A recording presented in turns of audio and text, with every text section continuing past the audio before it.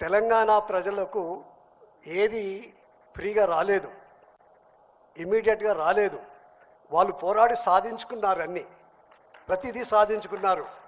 ఆ విధంగా ప్రతి దాంట్లో విజయం సాధించినారు కనుక విజయ తెలంగాణ అని పెట్టారని చెప్పి కూడా ఈ సందర్భంలో తెలియజేసుకుంటూ, అన్నిట్లో కూడా ఇంక్లూడింగ్ రాష్ట్ర సాధీన నుంచి మొదలుకొని ఎన్ని తమ హక్కులకు కోసం ఎంతో పోరాడినటువంటి ఒక గడ్డ, ఈ గడ్డ పోరాట గడ్డ, విజయం సాధించినటువంటి గడ్డ కనుక నాకు ఒకటే బాధ అనిపిస్తుంది ఏంటంటే, చాలామంది ఈ యొక్క ప్రాంతంలో నివసించేటువంటి ఒక ప్రజలను నైజాములు వీళ్ళకేం తెలుసు వీళ్ళకేం తెలియదు అన్నట్టుగా కొంతమంది మాట్లాడుతూ ఉంటారు.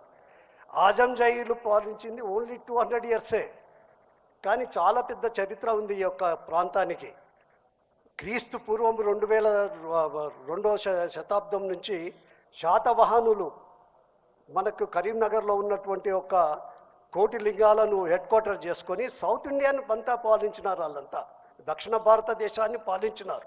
ఎంత మంచిగా పాలించినారంటే ప్రజలు ఏ విధంగా గుర్తుపట్టుకునే వాళ్ళంటే, శాతవాహన శకమే స్టార్ట్ అయింది. ఇక వాళ్ళది శకాన్ని అన్నారు, ఇక శాతవాహన శకము అని చెప్పి. అంత చాలా చక్కగా పరిపాలన చేసినటువంటి ఒక వ్యక్తులు. అదేవిధంగా ఇంకా చాలామంది రాజవంశాలు చాలా పరిపాలన చేశాయి ప్రాంతంలో, కానీ కొన్ని మాత్రం ఒక 2-3 మాత్రమే టైము కన్స్ట్రెయిన్ ఉంది కనుక. ఆ తర్వాత విష్ణుకుండోలు, నేను రిప్రజెంట్ చేసిన మేడ్చలు, గౌరవ సీఎం గారు రిప్రజెంట్ చేసినటువంటి మల్కాజ్గిరి పార్లమెంటు ఏరియాలో ఉండేటువంటి కీసరగుట్టను హెడ్ క్వార్టర్ చేసుకొని విష్ణుకుండోలు 350 సంవత్సరాలు పరిపాలన చేశారండి మొత్తం సౌత్ ఇండియాలో. ఇది ఇప్పటికి కూడా ఆ చరిత్ర ఉంది. మీరు కీసరగుట్ట బస్ స్టాండ్ పక్క వెనకాలనే ఆ యొక్క విష్ణుకుండల యొక్క మన యొక్క వీళ్ళు సర్వే ఆఫ్ ఇండియా వాళ్ళు చేసినటువంటి ఆర్కాలజికల్ డిపార్ట్మెంట్ వాళ్ళు సర్వే చేసినటువంటి అనేక తవ్వకాలలో వాళ్ళకున్న కన్స్ట్రెయింట్ వాళ్ళకు ఉన్నాయి. మొత్తం తవ్వలేకపోయినారు, కొద్దిగంతనే వచ్చింది. ఆ రోజు ఉన్నటువంటి హెడ్ క్వార్టర్ అంతా కూడా ఆ రోజు ఇప్పటికీ ఉంది ఆ ప్రాంతంలో అని చెప్పి తెలియజేసుకుంటూ, అదేవిధంగా 3వ రాజవంశాలు కాకతీయులు. కాకతీయ రాజవంశాలు చాలా చక్కగా ఈ ప్రాంతంలో వ్యవసాయాన్ని నేర్పియడము, ఈ ప్రాంతంలో వ్యవసాయం చేసుకోవడము, ఆ విధంగా ఎన్నో సంవత్సరాలు పరిపాలన చేసినటువంటి ఒక చరిత్ర, గొప్ప చరిత్ర గల వ్యక్తులం మనం అందరం కూడా.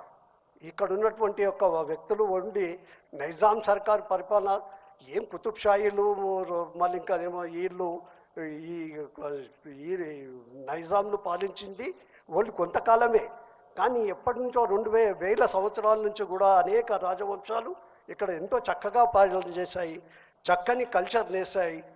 గోదావరి నది ఒడ్డున ఇటు గోదావరి ఇటు కృష్ణ మధ్యలో ఉన్నటువంటి ఒక ప్రాంతం ఈ ప్రాంతం. సముద్రానికి ఎత్తైనటువంటి ఒక ప్రాంతము, మంచి వాతావరణ పరిస్థితులు ఉన్నాయి. ఇక్కడ అనేక రకాలైనటువంటి ఒక ఫస్ట్ సెటిల్మెంట్ తెలుగుది జరిగింది ఇక్కడే. ఆ తర్వాత ఈ గ్రావిటీ ద్వారా పారేటువంటి ఒక ప్రాంతం కనుక ఇతర ప్రాంతాల్లో కూడా ప్రజల సెటిల్మెంట్స్ పోయినాయి. ఆ విధమైన ఒక పెద్ద గొప్ప చరిత్ర ఉన్నటువంటి ఒక ప్రాంతము. ఈ ప్రాంతం బాగా డెవలప్ కావాలని చెప్పి ఈ ప్రాంతంలో అనేక మంది పెద్దలు, ఇది రాజవంశాలే కాకుండా మనకున్నటువంటి ఒక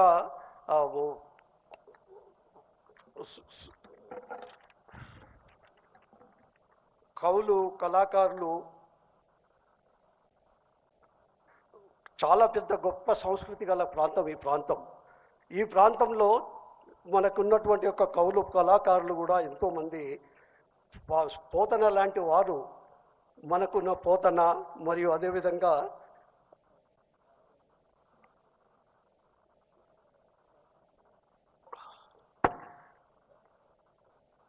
సోమనాథుడు, అదేవిధంగా మనకున్నటువంటి ఒక పెద్ద రచయిత, మనకున్న sorry I am forgetting, my age is not permitting మీ.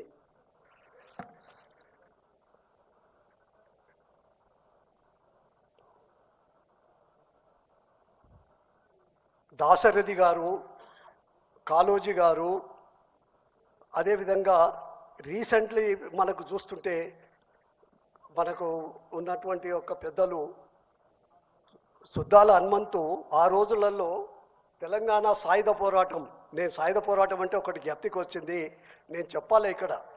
అప్పుడు ఏ విధమైన పరిపాలన జరిగింది అనేది కూడా మీకు తెలవాల జనరేషన్కు.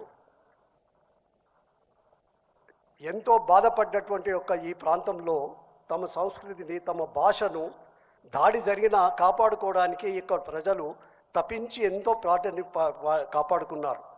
అదేవిధంగా నేను ఒక ఎగ్జాంపుల్ చెప్తున్నాను. మా నాయన ఆ రోజు చిల్లర పైసలు అంతా ఇంత కుప్ప పెట్టుకొని, అప్పుడంతా చారానాలు, ఆటానాలు ఆ బిల్లలు ఉండేటివి, 10 చేసుకొని ఎంచుకుంటారు అనమాట. కొంత నేను చిన్న పిల్లవాడిని, నాకు కొద్దిగా జ్ఞప్తికి ఉంది, ఎక్కువ లేదు ఇక. అయితే అతనికి సాయం చేయాలని చెప్పి అక్కడ కూర్చొని నేను అన్ని కుప్పలు పెడుతున్నా. పెట్టేటప్పుడు ఆయనను ఒకటి అడిగా, మనకెందుకు ఇన్ని పైసలు ఉన్నాయి కదా నీ దగ్గర, భూమి కొనుక్కోవచ్చు కదా, భూమి ఎందుకు లేదు మనకు అని చెప్పి అడిగితే ఆయన నాకు చెప్పాడు ఒకటి. ఆ రోజు మనకు నేను చూశాను, నేను కళ్ళారా, నువ్వు పుట్టలేదురా అప్పటికే నేను చూశాను, బండలు పెట్టి, ఈపుల మీద బండలు పెట్టి రైతాంగం దగ్గర పైసలు వసూలు చేసేవాళ్ళట. అంత సతాయించి వాళ్ళకు తిండి లేదు, ఏది లేదు, ఆ విధంగా పన్నును కట్టుకొని భూమి శిస్తు కట్టుకోవడానికి ఆ విధంగా చేసేవాళ్ళు. ఎవడంటే Nizam is the richest person in the world. రాజేమో richest person in the world. ప్రజల పరిస్థితి ఈ విధంగా ఉండేది. రైతులు ఇదే ఉన్నారు. వాళ్ళు ఉండి బెజారైపోయి ఈ యొక్క రైతాంగ పోరాటం స్టార్ట్ చేశారమ్మా. దానికి సుద్దాల హనుమంతు రాసేటప్పుడు బండి కట్టుకొని అని చెప్పి, అది it was a very popular song in the దేశ్. 400 మంది ఆ రోజు సాయుధ పోరాటంలో చనిపోయినారనంటే సామాన్యులు. ఆ విధమైనటువంటిది ఎంతోమంది వీరాది వీరులు ఉన్నటువంటి ఒక ప్రాంతం ఈ ప్రాంతము. మనకున్నటువంటి ఇటు కొమరం భీం కానివ్వండి, ఇటు మన ఈ పెద్దలు, ఎంతోమంది పెద్దలు ఉన్నారు ఇక్కడ. వారందరూ కూడా మన సర్వాయి పాపన్న, అదేవిధంగా గౌరవ చాకలి ఐలమ్మ, మరి మన ఈ దొడ్డి కొమరయ్య, ఇలాంటి వ్యక్తులు ఎంతోమందిని మనం చూసాం. వారందరూ కూడా ఎన్ని పోరాటాలు చేసి ఫైనల్గా విజయం సాధించుకున్నారు. ఆ విధమైనటువంటి కార్యక్రమాలు ఇదంతా కూడా జరిగింది. అదేవిధంగా ఈ చరిత్ర అనేది ప్రతి ఒక్కరికి, your root is very important. Roots తెలవాలి మీకు అందరికీ కూడా. గౌరవ ముఖ్యమంత్రి గారు ఇక్కడే ఉన్నారు. నేను వాళ్ళు రిక్వెస్ట్ చేస్తున్నాను, హైదరాబాద్లో ఎక్కడైనా సరే, నాకైతే మీరు ఆలోచన చేయండి, ఒక లండన్ తరహాలో అక్కడెక్కడైతే మ్యూజియం ఉందో ఆ విధంగా ఒక మంచి మ్యూజియం ఏర్పాటు చేసినట్టయితే బాగుంటుంది. మీరు ఆలోచన చేయాలని చెప్పి తెలియజేసుకుంటూ, ముఖ్యంగా ఇప్పుడు మనకు హైదరాబాద్ నగరానికి హుస్సేన్ సాగరు ఒక వరం లాంటిది. హైదరాబాద్ నట్టి ఒడ్డున ఉన్నటువంటి హుస్సేన్ సాగర్, ఆ ప్రాంతంలో మనకి ఖజానా పైన పెద్ద భారం పడకుండా ఆ ప్రాంతంలో ఒక కేబుల్ కార్ ఒకటి ఏర్పాటు చేసి మనకున్న ఎందుకంటే దక్షిణ ప్రాంతం బాగా ఇంప్రూవ్ అయింది హుస్సేన్ సాగర్కు, కానీ ఉత్తర ప్రాంతంలో పెద్ద ఇంప్రూవ్మెంట్ అనుకున్నంత జరగలేదు ఇంకా. ఆ ప్రాంతంలో సంజీవయ్య పార్కును ఎట్లయితే సింగపూర్లో మనకు మంచిగా ఉందో ఒక హ్యాంగింగ్ గార్డెన్ లాంటిది తయారు చేసి, అదే ప్రాంతం లోపల ఫుడ్ కోర్ట్స్ అవన్నీ కూడా ఏర్పాటు చేసి, మీరు అదే ప్రాంతంలో కానివ్వండి, లేదా ఇక్కడ ఇప్పుడు ఉందో లేదో నాకు తెలియదు నాకు, కానీ అప్పుడు నేను చూసింటి ఇక్కడ ఈ హైమాక్స్ పక్కకు ముందు మన ఈ సెక్రటరియట్ వెనకాల విద్యుత్ కార్పొరేషన్ స్థలం ఉంది.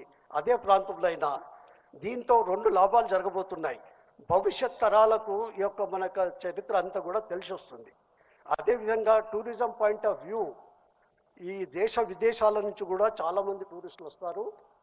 దాంతో గవర్నమెంట్ యొక్క ఇన్కమ్ కూడా చాలా పెరుగుతుంది. నేను వారిని రిక్వెస్ట్ చేసేది, మొత్తం మంచి కట్టియండి, మొత్తం చరిత్ర అంతా కూడా అందులో కూడా ఎగ్జిబిట్ చేయండి.